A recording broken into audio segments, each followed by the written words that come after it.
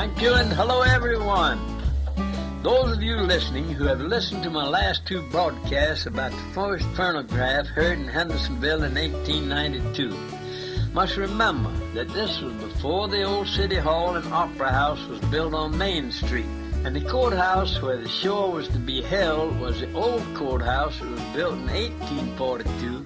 The coming of the phonograph was eagerly looked forward to, and for the next few days following a newspaper announcement of the event, it was the talk of the town and county. The admission price was high for those days, 15, 25, and 35 cents, almost a day's wages at that time. But an opportunity to hear and see such a marvelous thing might never happen again in our mountains. From the farms and the crossroads of the county, the people came by wagon and buggy and horseback. They tied the animals along Main Street or in the jockey lot. The courthouse was packed and jammed long before the hour set for the entertainment to start. For an hour and a half in that August night, the audience sat entranced. When the performance was over, for days afterwards, people talked about it. Thus it was that Edison's mysterious phonograph, the first phonograph ever seen here, came to Hendersonville. It offered excitement, entertainment. It was a forerunner of events of even more marvelous and exciting things to come in the days ahead. Time passes on, and there's always an end to everything. For 21 years, I have been broadcasting over radio station WHKP things of interest about Hendersonville, Henderson County, and our people. I have enjoyed every minute of it, and those of you listening, I hope that have enjoyed it also. This is my last broadcast of the Great Northwestern Bank over radio station WHKP on the fabulous banks of the rippling, sparkling, fascinating Ocklawaha, which will flow on to the end of time.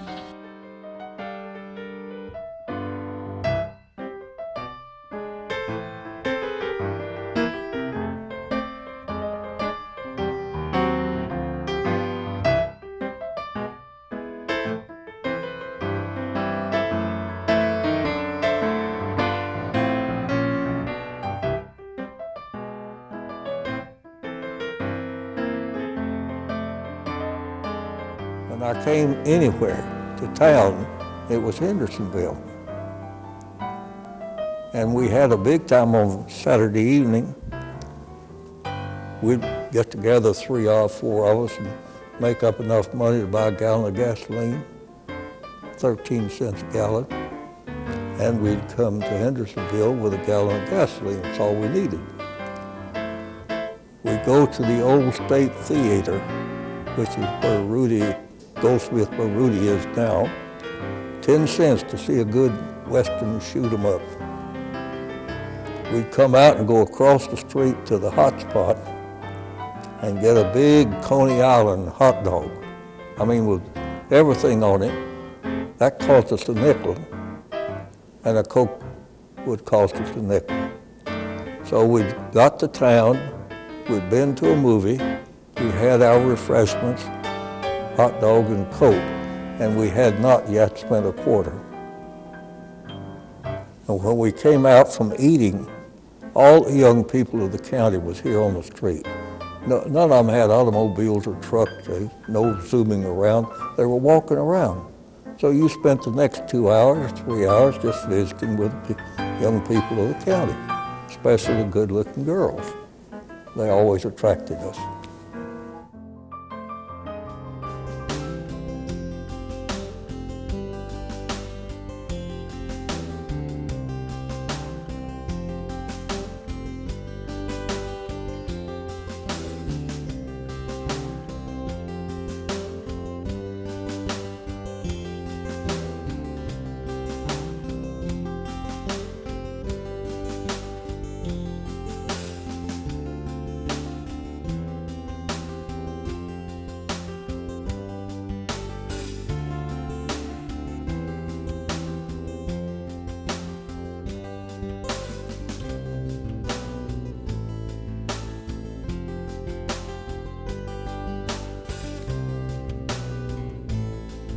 Well, I was born in 1944, and I remember the era just after World War II. And the boys who had just come home, people would wear parts of their uniforms, and people were buying Army surplus Jeeps. I can remember seeing Jeeps plowing in fields. But I feel as though I have a foot in the 19th century and one in the 21st century, because the Green River Valley, when I was a little kid, was still very much the way it had been earlier in the 20th century and even in the 19th century. We plowed with a horse. We did not have a car or truck or tractor.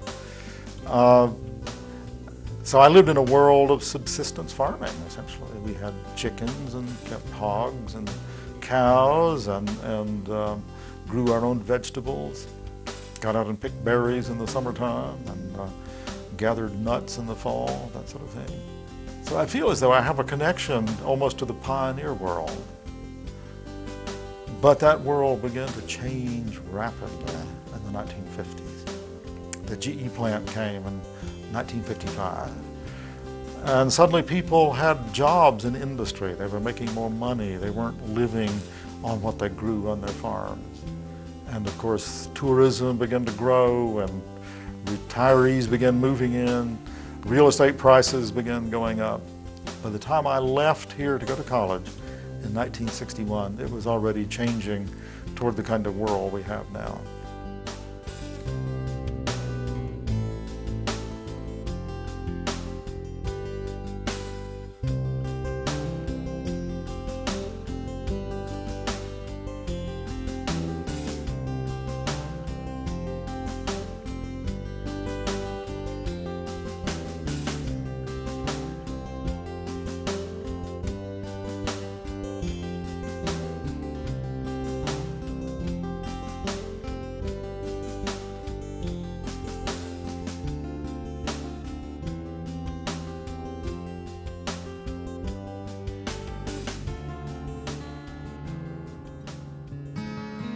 If you will step just to the far edge of the driveway and look down the hill, you'll see a number of white crosses.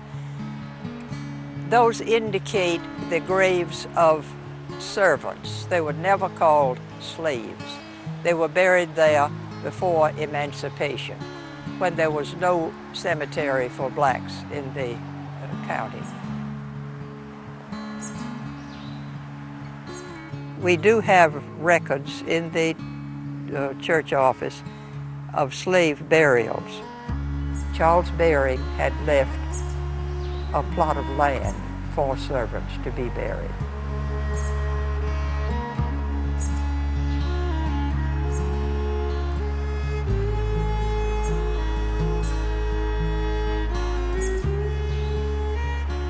So our cemetery is historic. Our church is historic.